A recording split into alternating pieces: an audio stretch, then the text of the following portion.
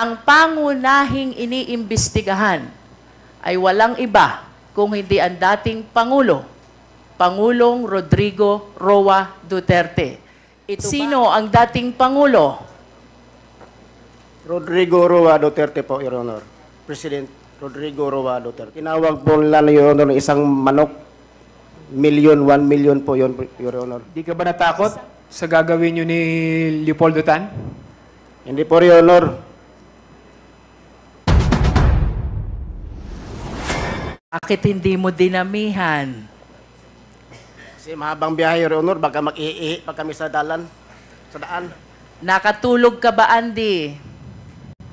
Mula nang nakarating kami sa Manila, Your Honor, hindi ako na masyado nakatulog ng mabuti. Sa kabila ng iyong sinabi, maayos ba ang pakiramdam mo ngayong oras na ito? Opo, Your Honor. Nasa maliwanag ka bang pag-iisip? Yes, Your Honor. Andy, magkakulay tayo ng damit. Samahan mo ako sa aking advokasya para sa katotohanan, Andy. Andy, ang mga susunod kong tanong ay sasagutin mo lang ng opo o hindi po. Maliwanag ba yon, Andy? Opo, Your Honor. Naririto ka upang isalaysay ang ginawa ninyong pagpatay sa 3 Chinese nationals, sina Cho Kin Tong, Jackson Lee, at Wong. Pawang sentensyado ng mga kasong drugs noong August 13, 2016 sa Davao Prison and Penal Farm. Nauunawaan mo ba ito, Andy? Opo, Your Honor. Ang ginawa ninyo sa 3 nationals, Chinese nationals, ay posibleng isa lamang sa maraming biktima ng war on drugs na kasalukuyang iniimbestigahan din ng Quad Committee. Nauunawaan mo ba ito, Andy? Opo, Your Honor. Ganon din, Andy. Patay dito sa 3 Chinese nationals ay posibleng bahagi din ng war on mas kilala bilang extrajudicial killing or EJK na kasalukuyang dinidinig ng ICC or International Criminal Court kung saan ang pangunahing iniimbestigahan ay walang iba kung hindi ang dating Pangulo, Pangulong Rodrigo Roa Duterte. Ito ba, Andy, na uunawaan mo? Opo, Your Honor. Andy, nakikilala mo ba ang dating Pangulo? Opo, Your Honor. Sino ang dating Pangulo?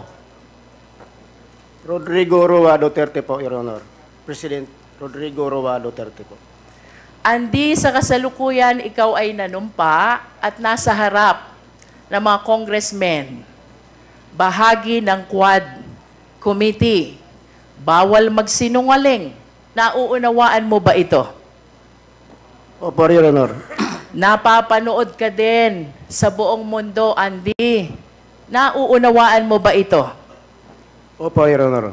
At sa kabila ng lahat ng aking mga naging katanungan sa iyo, Andy, sigurado ka ba sa ginagawa mo? Opo, Your Honor. Voluntaryo ba ang ginagawa mo? Opo. Handa ka ba sa posibilidad na maaaring ninyo sa 3 Chinese nationals ay bahagi nga ng war on drugs or EJK kung saan ang pangunahing suspect ay walang iba kung hindi ang Pangulong Rodrigo Roa Duterte? Yes po, Your Honor. Punta tayo, Andy, sa iyong sinumpaang salaysay. Sa paragraph 3, iyong binanggit, nilapitan at kinausap ka ni Leopoldo Tan. Sino si Leopoldo Tan? Kasama ko po, Your Honor, sa bilangguan po. Ano? Maximum security compound. Ano ang dahilan, Andy, at nilapitan at kinausap ka ni Leopoldo Tan? Patay po. Dahil nangailangan po siya ng makasama niya sa pagtrabaho.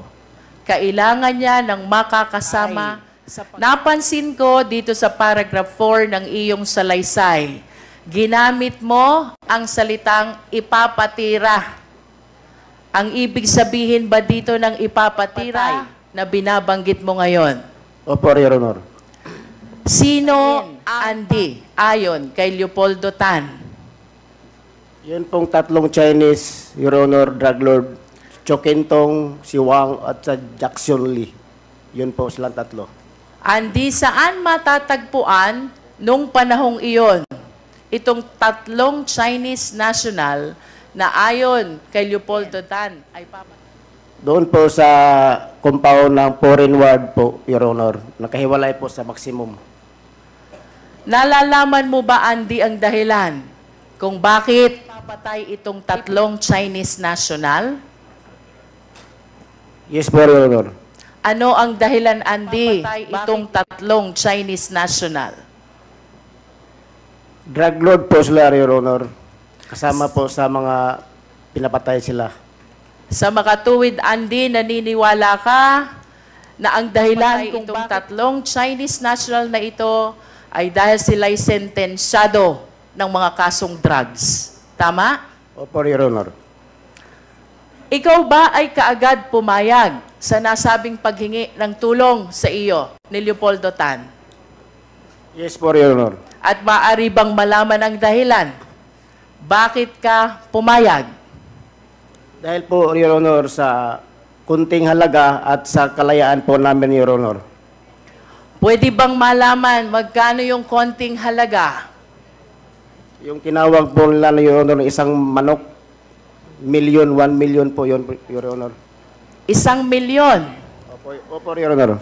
Nabanggit mo kanina na tatlo Chinese national. Magkano ang eksaktong halaga na ipinangako sa inyo? 2 milyon lang po ang nabigay nila, Your Honor. Tatlo po yun, pero 2 lang nabigay po. Ang ipinangako ay 3 milyon, pero ang ibinigay ay 2 milyon. Bukod ba sa pangakong pera, Andy, may iba pa bang ipinangako sa'yo? Dahilan kung bakit pumayag ka na tumulong kay Leopoldo Tan? Kalayaan po namin, Your Honor, pagkatapos ng trabaho namin. At nalalaman mo ba kung kanino nang galing ang utos na sinabi sa iyo ni Leopoldo Tan? Si Leopoldo Tan lang po, Your Honor, ang nakaalam doon kung sinong tao na yun ang kausap niya. Mr. Chair, I understand that there are other members who wish to ask question to our witness. And to wind up the interpellation, Mr. Chair, I just wish to ask Mr. Magdadaro one last question. Bilang pagtatapos, Andy, sa harap ng Quadcom at ng buong mundo na nanonood sa iyo ngayon, inaamin mo ba patay na ginawa ninyo ni Leopoldo Tan sa tatlong Chinese nationals na sentensyado ng kasong drugs? Inamin ko po, Your Honor. Mr. Chair, please allow this representation to make a very short manifestation. Mr. Okay, please Chair, proceed. honorable members of the Quad Committee, without preempting the findings and recommendation of this inquiry in aid of legislation, I humbly submit that at the very least, the crime of murder under the revised penal code, particularly Article 248, has been established. Two qualifying circumstances are present. One is evident premeditation. Pinagplanuhan. Second, killing was done in consideration of price, reward, or pledge. Patay ay dahil sa ibinayad na pera at ipinangakong kalayaan. However, Mr. Chair, if there are evidence to establish that this incident is part of the widespread or systematic attack against civilian population, then crime against humanity under Article 7, Rome Statute, is likewise established. I understand, Mr. Chair, that while EJK is anchored under Article 7 of the Rome Statute, I wish to emphasize the following established facts in his affidavit. 1, there is an order. 2, victims are involved. 3, there was an actual. And 4th, in consideration of money and other pledges. I humbly submit, Mr. Chair, that on the assumption that there are other evidence to establish the widespread and systematic attack against civilian population, we have a case for extrajudicial. And I urge the honorable members of Quadcom and even of the 19th Congress, this is not only illegal, this is immoral. Let us work together, condemn and fight. Thank you, Mr. Chair. Thank you, Congresswoman Luistro. The manifestation of Congresswoman Luistro is noted. The next to interpolate is Representative Jeffrey Konghun.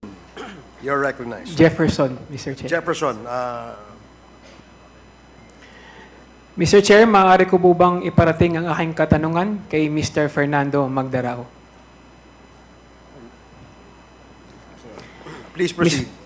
Mr. Magdarao, gusto ko lang pong malinawan.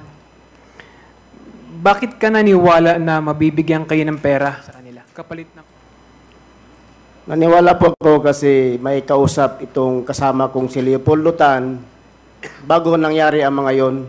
Nga kakilala niya, classmate niya dati na malakas sa taas na nasa gobyerno ng mga panahon na yon. Naitanong mo ba sa kanila kung kanino galing ang pera? Sa kanila galing yun, Your Honor, yung kausap ni Leopoldo Tan ang pera. Kaya nga, naitanong mo sa kanila kung kanino galing yung pera. Hindi na po, Your Honor. Dinagdag pa ni Leopoldo Tan na kayo ay nasa panig ng gobyerno at pinangakuan kayo ng kalayaan kapalit ng halaga. Dahil dito, pumayag ka sa kanyang pakiusap. Tama ba? Opo, Your Honor. Bakit nasabi ni Leopoldo Tan na kayo ay parehong nasa panig ng gobyerno? Kasi kung nagkupirit po kami sa mga utos nila, Your Honor. Ano yung pagkakaintindi mo sa ibig sabihin nito? Yung mga utos, Your Honor, nga natupad namin, ginawa namin ang mga utos nila. Ang utos nila, ginawa namin, Your Honor. Pero ang pinangako nila, hindi nila ginawa. Di ka ba natakot sa gagawin nyo ni Leopoldo Tan? Hindi po, Your Honor. Yung tatlong Chinese na inutos sa inyo, kilala mo ba itong mga ito? Opo, Your Honor. Paano? Nang dahil sa pag-surveillance namin doon sa area nila sa Parinward, ayon sa iyong sinumpaang salaysay, no? Nagsagawa kayo ng surveillance sa foreigner area kung saan nakakulong yung tatlong Chinese. Tama po ba yun? Opo, Your Honor. Sa puntong ito ng surveillance, kilala nyo na ba o alam nyo na ba? Namumukhaan mo ba kung sino yung target ninyo? Opo, Your Honor. Paano mo nalaman? Paano mo nalaman kung sino yung target ninyo? Dahil yung tatlo, Your Honor, pinasok na doon sa area namin sa Silda Size. Kailan mo nalaman na yung mga target ninyo, ay sa yung salaysay, no? Si Cho Kintong, Jackson Lee, at Wong, kailan mo nalaman na yun ay target ninyo? Sa mga araw na po noon, Your Honor, nung dinala sila doon sa Silda Size po.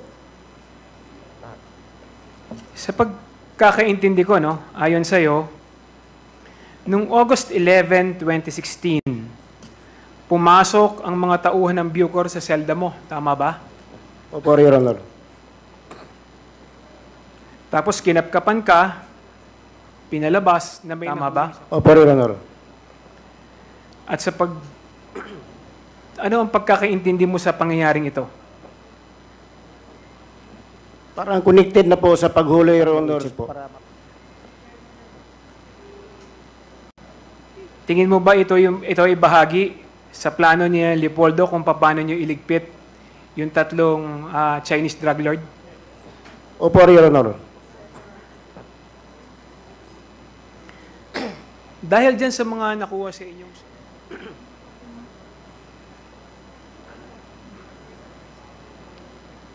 Pinasok kayo ni Leopoldo Tan sa selda. Tama ba? Opo, Your Honor. At ayon sa iyo, dinala ng mga taga-Bucor ang tatlong Chinese nationals sa inyong selda rin. Sino yung nagdala sa kanila sa inyo, sa selda? Yung duty po doon, Your Honor. Taga-Bucor po. Kilala mo ba yung mga ito? O sino-sino ito?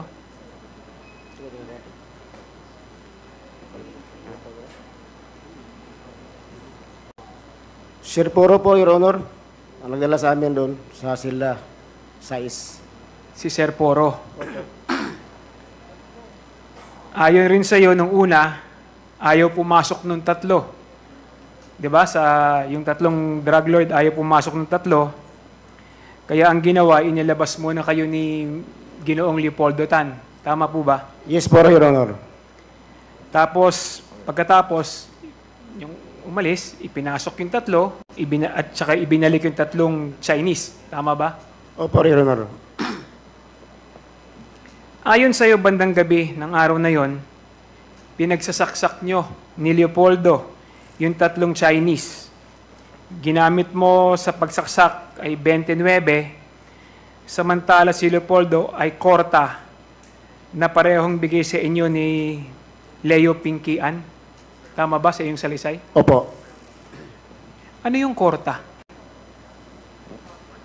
Yung balisong din yan, Your Honor. Ano yung tsura nun? Parang Pasensya ka na, hindi ko alam kung yung tsura ng korta. Ano yung korta?